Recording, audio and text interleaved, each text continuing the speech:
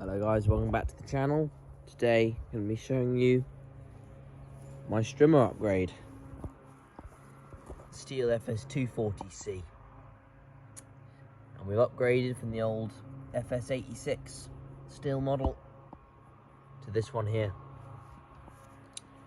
Now, I'm kind of want to do a comparison between the two and look at different parts, because I think it'd be quite interesting to see how they differ. There's a big gap in the years between these two models. So the FS86, I believe that came out in 1985, I believe. I believe this one is a 1987 model, so it is about 40 years old. Now this FS240C isn't brand new, but it is the latest model. This is what if you went into a Stihl shop and bought one, this is what it is. This one is a 2023 model that I bought second hand off eBay. So it's pretty much virtually brand new. It's almost brand new. It's in very good condition. But I thought it'd be interesting to see how the build quality has changed over the years, over a 40-year period between the FS86 and the FS240. One thing I immediately noticed is the up in plastics on the new model. That's definitely something. There's so much plastic on this new 240 compared to the FS86, and I'll go into a bit more detail with that, but that's an initial thing, just literally off the bat, that I noticed, was how much more sort of plastic parts there are on that strimmer than there are on this one. Now, the story behind this one, my grandpa bought this strimmer back when it was brand new, so he bought this thing new. It probably cost him, he said it cost him around £300, which you've got to think, with inflation, is a lot of money. That's probably about, I think it's £700 today, so about the same price as a 240 new. So they're a bit sort of equatable to price. Now, things have changed over the years, so nowadays £700 gets you a 36cc, so that's almost 40cc brush cutter with the 240. But back in the day, it got you a 25cc. But the fact was there wasn't that many Stihl models on the market. I think the biggest machine they had was 30cc. So this would have been in sort of middle of the range. There was three models: the 81, the 86, and the 106. They were all the same chassis, just like Stihl do now. It was all the same parts. Just the only thing that changed was the engine got bigger as they went. And obviously they made, you know, the 86R and the 81R and the 106R, which are the loop handle variants. But, you know, they're still the same machine. And, yeah, that was the sort of range they had. They had a couple of smaller models, but they weren't commercial. The only three commercial ones, that is, were these. Nowadays, there's tons of commercial brush cutters. They make 4-mix ones, smaller 2-mix ones. They make these big 2-stroke ones. They make clearing saws, all sorts. It's quite an extensive range nowadays. But that being said, the 240 is sort of up to the top. It is the top end of brush cutters from Stihl, but it is the sort of middle range within the brush cutter bracket, if that makes sense, because above it is clearing saws. So they're not brush cutters in the traditional sense, because they've got a full 3-point anti-vibration system. But for brush cutters, which are these ones with just, you know, no big plastic shaft here, just simple shaft like this one, this is the biggest you can get. And the reason I bought this model as well, instead of going for something a bit smaller, is I wanted a bit of a power upgrade, something that could, you know, really tackle the big thick stuff. I do a lot of strimming as well, so it needed to be big and comfortable and be able to run for a really long time, which, you know, this being the top of the range for sort of run time, the 240 definitely suited my needs there. And that was the main reason I sort of bought it. It's just a bit of a bump in performance, and also it being a 2-stroke. So they've released a new thing, well, a while ago, but they released something, I think it was in sort of late 2000s, early 2010s. They released the 4-mix engine variety, which came out alongside some of the older 2-stroke machines, and eventually phased the 2-stroke ones out and replaced it with all of their mid-range 2-strokes were replaced with these 4-mix machines, which is a 4-stroke motor which runs on 2-stroke fuel. And it's quite impressive stuff how they've sort of, but it sort of feels like they've sort of reinvented the wheel a bit. They've fiddled around a bit too much, and I've seen a lot of people say that they've got problems with like the carburetors and the valves and all this stuff, and there's a lot of extra maintenance that has to go on with these newer 4-mix engines because of the fact that they have this 4-stroke design. And I mean, I saw one guy the other day who had one that was literally a day old. He turned it upside down and the valve popped out, and it meant they had to buy a new valve system that cost him loads at the shop, and luckily I think it was under warranty. But it's like, that's the sort of thing that I just don't want to deal with. So the 2-stroke makes more sense to me, and considering we've had this one for, well, since it was new, so 40 years, my grandpa has had this machine. He stopped using it probably a couple years ago, not even that long ago. It was probably six years ago, I think, that he stopped using it. And I then picked it up, repaired it to the best of my ability, and I still use this machine. It's great for just going around the flower beds. It's lost literally none of its power. It's still got really good compression. And even though, I mean, my grandpa mixes his fuel by eye, so he just knows the colour. So that just shows you how durable these older Stihls are. I mean, it doesn't run great anymore. It runs pretty rough. I think it actually doesn't. I've cleaned the carburetor more times than I've had hot dinners. It's one of those things, I just keep cleaning it, moving it, like replacing all the bits in it. But the fact is, I think it has had it. So I think it needs a new carb.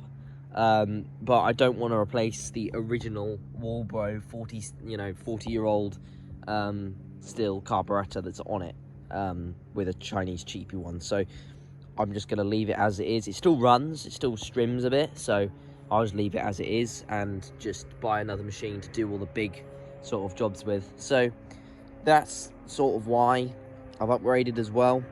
And because this 2-stroke has lasted so long, if this thing does even half the amount of time, if this thing does 20 years with me using it, then it's immediately, I'm very impressed. Particularly with the way the quality of this is, and I'm already concerned that it's not even going to do 7, and I'll show you why in a second. So we'll start, we won't start at the engine end, we'll come up from those. We'll start down here looking at some of the differences. We'll start with the heads.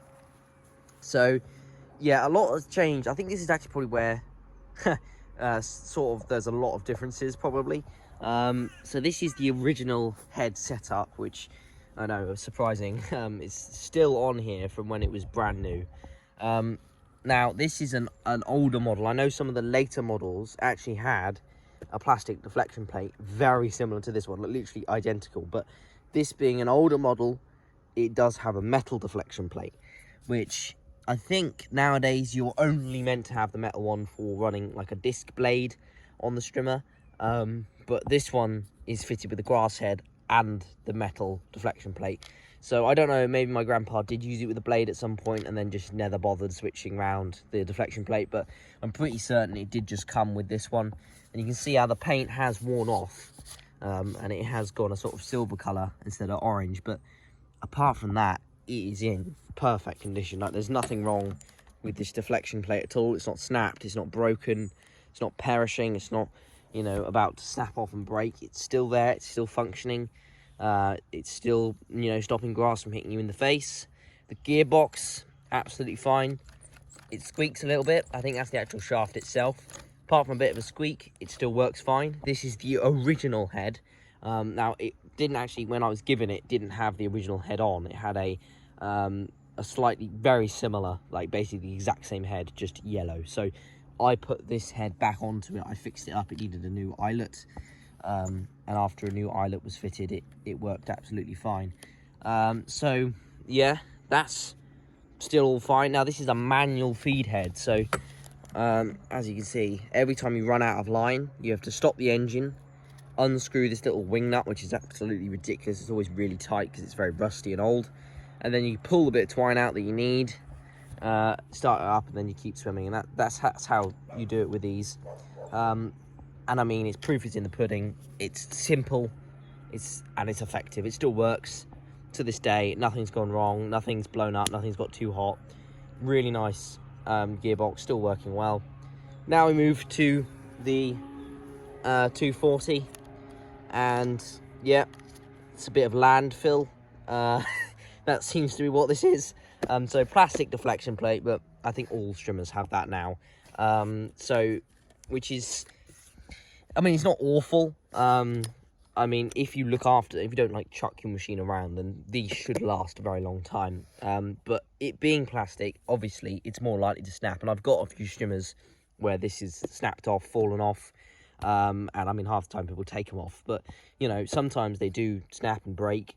So, yeah, that's kind of interesting. One thing, I think there's 4 screws to hold the deflection plate on this one. I think there is 4 screws to do this one, actually, in mind. But, yeah, no, 4 screws holding on. So you probably could take this deflection plate and fit it onto here and vice versa. I think that probably would work, which is quite funny. And the shaft size, I think this gearbox, again, probably, I'm not certain, would probably also fit on here. Because they've not changed very much at the gear end. So the gearbox itself is, again, as I've just said, very similar. You've still got your little grease. This is to grease the gearbox. As you can see on this one, it's still got it. They've actually changed the design on this one. It's circular, so it basically means that if you round the screw hole in there, which quite often happens, you can't turn it with a bolt. But with this one, it's actually got a bolt fitting. So I'm guessing after a while they realised that these were rounding off, so people couldn't get to grease the gearbox. So now this has a little, so you can put like a, you know, spanner or socket on there. So you don't have to use the T27 bit to actually get in, which is quite cool. The head itself, this is the bit which I think, I'm not so sure, I'm not confident, is a bump feed. So you bump it on the ground, and more twine comes out. That's the idea, and I've played with these things before, and I've used this one. I found the best ones probably on the market, which I'll probably upgrade this one to, is the, I think it's called the Load and Go head. It's very similar to the Echo Speed Feed, but it's not made by Echo, so it means it comes with adapters to fit it to, you know, Stihl and Husqvarna ones. And that is really great, so you literally just feed the twine through, turn a knob, and it, you know, winds the twine in for you. You don't have to mess around taking it apart. This one, you have to take it apart. You have to have 2 separate lengths of twine, and you wrap it in. You put it in a hole and wrap it in. It's a bit rubbish.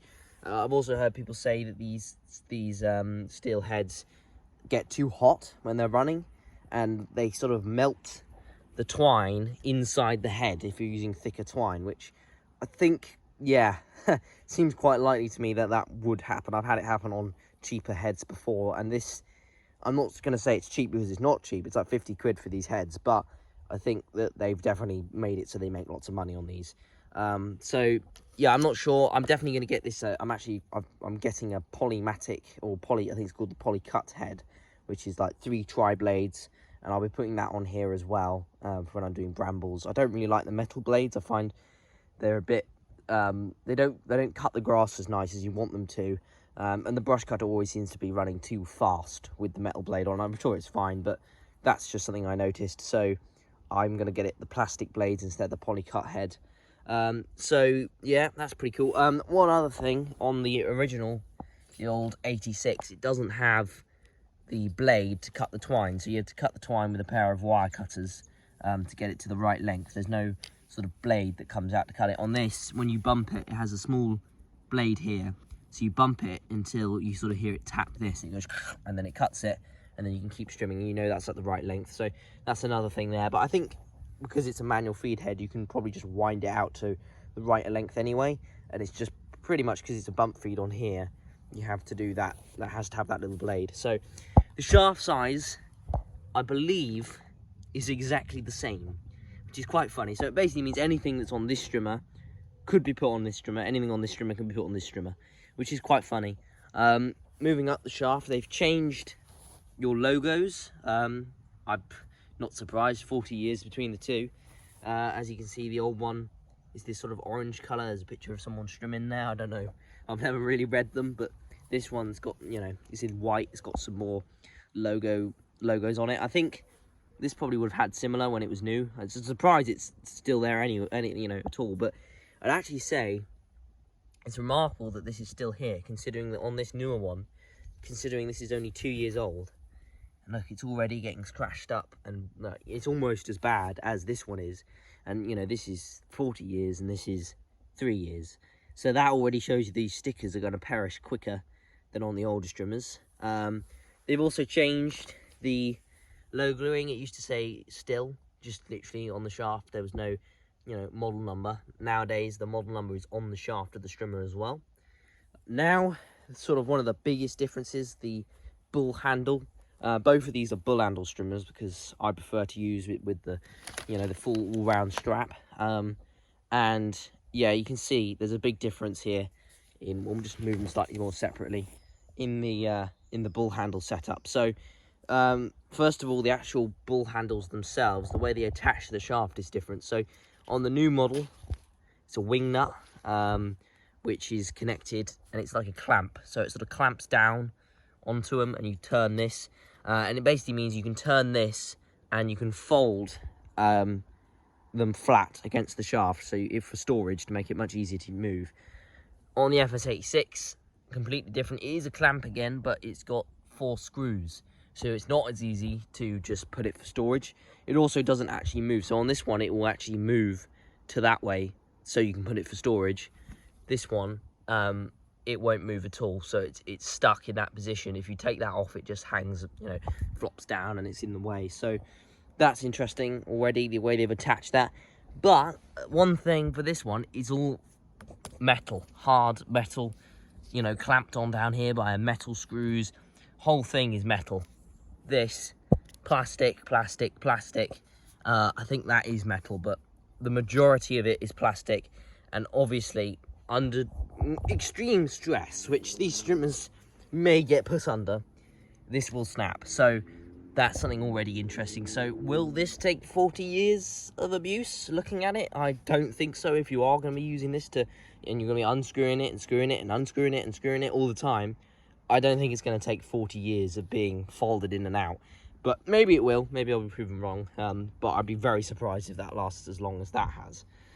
So the actual handles themselves as well are a different shape. So on the older model, I think there are a few strimmers, or at least one strimmer on the Stihl lineup that still has this shape, which is the FS55, which I don't think you have in America. I don't think in America they have that strimmer anymore. I think it's discontinued. But here in the UK, we still have the FS55, and it's got this sort of shape to it, as you can see.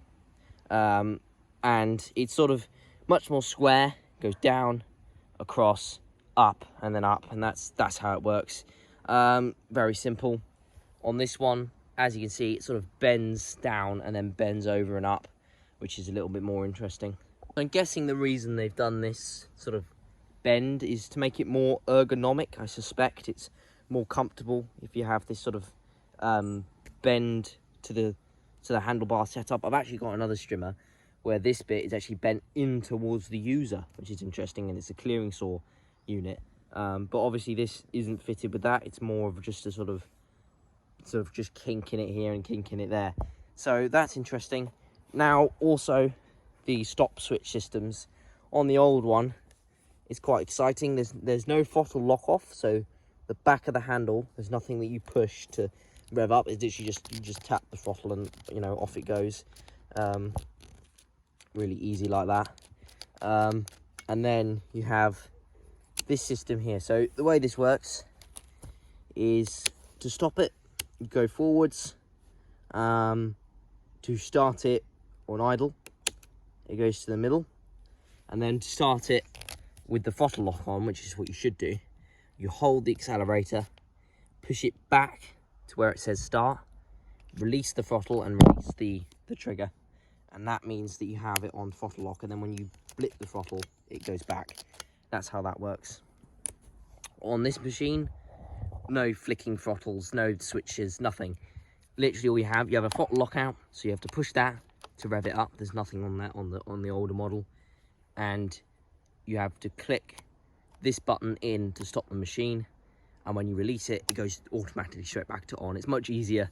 There's no sort of, you don't have to remember to switch it to on. Literally it's just a tap off and then it's done.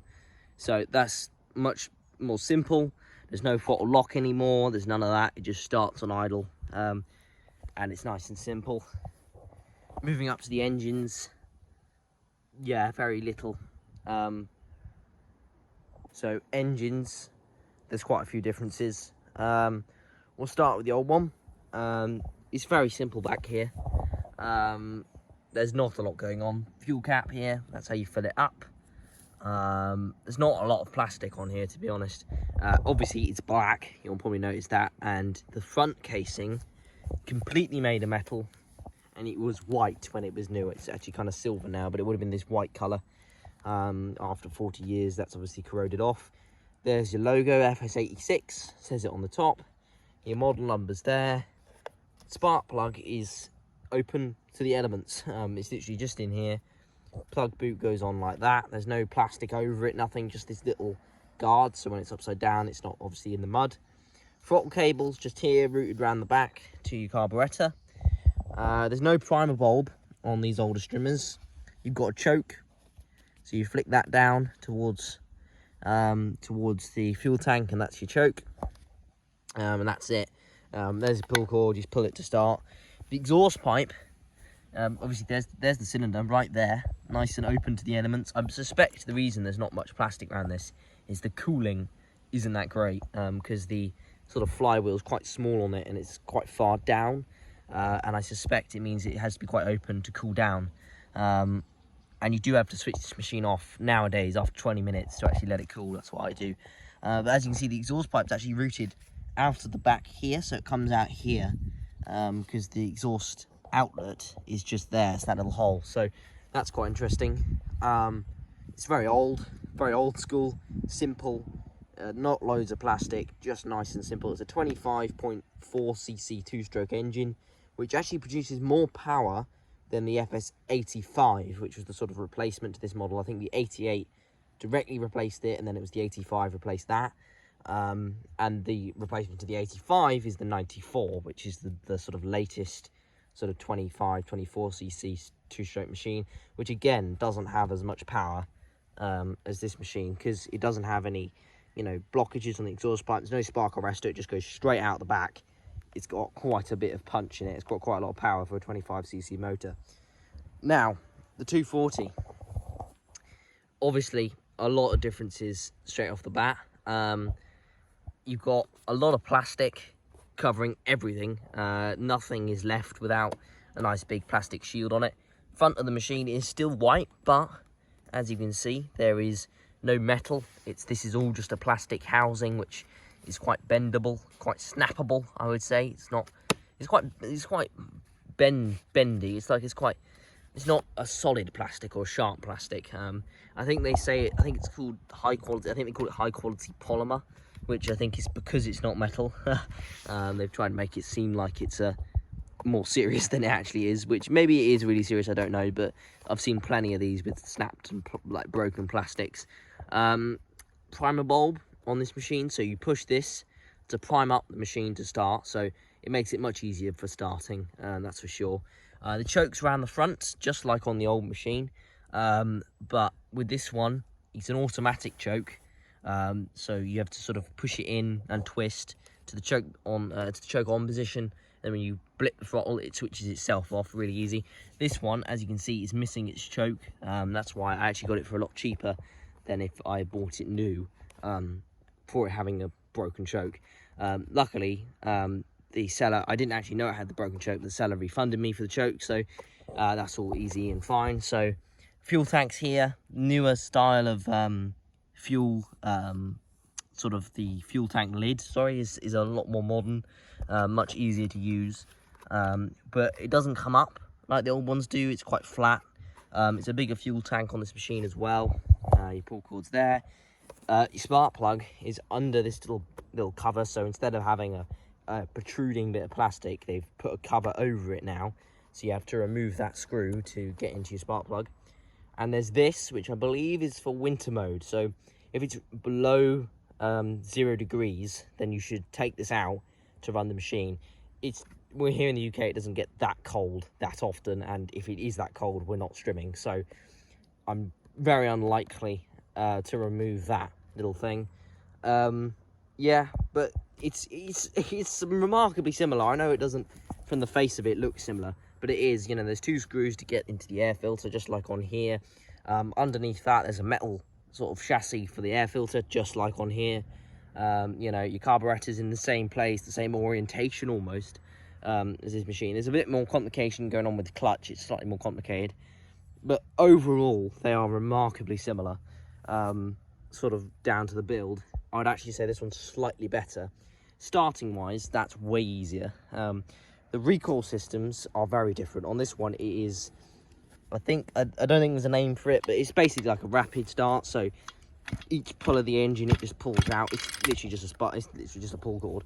This one, this is Stihl's new thing, the C sort of starter, where it's like a spring, and it sort of springs over for it to start, which is sort of interesting. I don't really like it. I've heard that it does have problems in brakes, and lots of people take the springs out and make it a lot easier that way. Yeah, but overall pretty similar. One thing I've noticed, this is 40 years old, right? That's where your strap goes, clips onto that, really easy. Look at the shaft. There's not really too much scratching going on. So this is 40 years of use. You can see there's a little bit of pitting here, a little bit of pitting there. That's where you've been moving it back and forth. It's rubbed on there. After 40 years, it started to wear through. 3 years of use on the 240C, and I can already see and I can feel that this is thinner and it's no longer round. It's actually, it's started to wear off. Now, this has probably had very heavy use. It's a commercial machine, but still, this has had 40 years of relatively commercial use on a big property, and it's only just started to wear through, while this one here and here is wearing through straight away. And I know that there are problems with the earlier model, the 250, the 120, and I think it's a 120, a 200, 250, the previous model to this machine, with that wearing through at that point, and you can actually see the shaft through the engine. So I'm going to actually get a cover for this so that it's not wearing down on the shaft as bad, because that would be a real annoying thing to have to get rid of a strimmer for, because there's a big hole in the shaft. So yeah, but that's pretty interesting that that's already started to wear through, and maybe that means the metal is actually better quality on this machine. And the other thing is, this has got a solid straight drive shaft, so is that, but nowadays you have to pay extra to have that solid drive shaft. Not specifically this machine, but you know, if you get a cheaper machine, it won't have that solid drive shaft. On this machine, it was standard to have that. So have they sort of gone backwards? I don't know. But anyway, starting wise, we'll start them up. This is something they've definitely not gone backwards on. Stihl is sort of known for being easy to start, and I think that was just after this strimmer came out, I think. So yeah, let's go over starting. Now this, as I said, the choke is missing. So I'm not going to use the choke because it's not there, but you actually don't need it. And if this machine's got fuel in it, and if it's got fuel in, I don't think you need the choke. If it's not really cold, there's no point. It's nice. It's in the middle of summer at the moment, so there's no point choking the machine. I'll choke this one because it's old and needs a bit of choke, but this one shouldn't need it. So all you have to do, press your primer bulb 3 or 4 times. That'll do. We'll pop her over here. I'll set up the camera. Right, let's get that. There we go. And all you have to do, hand on the shaft. Don't have to do anything with the throttle. Just pull the cord, and it should fire up pretty easily. There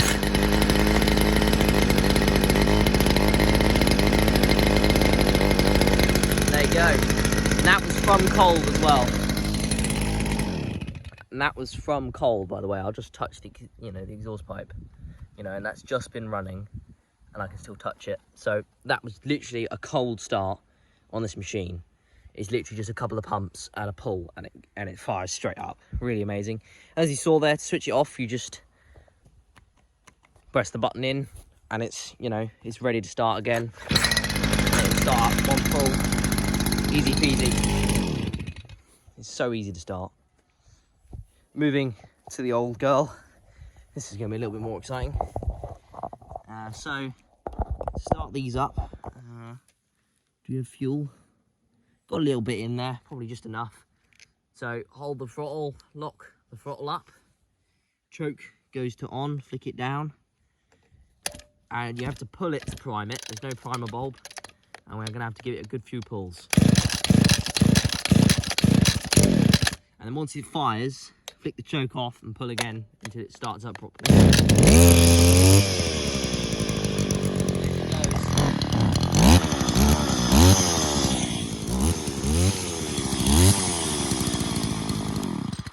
And she starts up and, you know, starts working. But this one doesn't idle very well. And before you say I need to tune the carb, it idles fine once it's like warmed up, just not when it's cold. And then sometimes it doesn't idle, sometimes it does.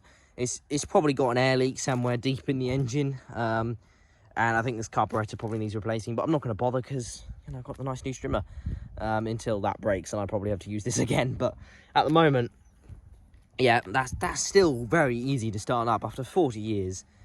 You know, you only got to give it a couple pulls and off she goes, just like the older Stihls. And it's, you know, real caveat to the quality of these older machines. And the new machines, fingers crossed.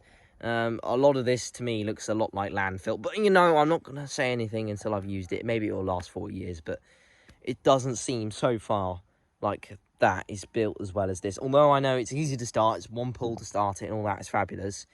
It's when all that stuff starts to break, is it going to be as repairable as this machine is? So there you go. She's up and running. That one runs. Easy to start, yes. Better made, yes, I would say. So that's the sort of differences between the two machines. I'll be doing more videos on the 240. I'm going to be, you know, putting it through some abuse. I'll probably show you how to put on the poly cut head if I can. So, yeah, stay tuned for that. But I'll be doing some more strimming with it, trying it out, seeing how it goes.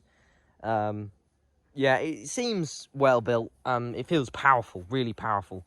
Actually more powerful than this machine, but you know, that's what it sounds like. I mean, I haven't really tried it in really thick brush yet, so yeah, stay tuned for some more videos on the 240C and hopefully some more videos on the 86. It's not going anywhere. I'm not going to chuck it away or anything. I'm definitely going to keep it because, you know, after 40 years, it'd be a real shame just to, you know, sell it or something. So I'm going to keep it around as a backup strimmer, and also because this one will probably be at my work. I'll have this at work. This machine will be for, you know, going around the edge of the lawn and whatever. So yeah, there you go. Quick little video. Not actually that quick in the end, but a little video on the new strimmer and the differences between that one and the old girl. So there you go. Hope you enjoyed. If you did, consider subscribing and stay tuned for more on the FS240C. Thanks, and bye-bye.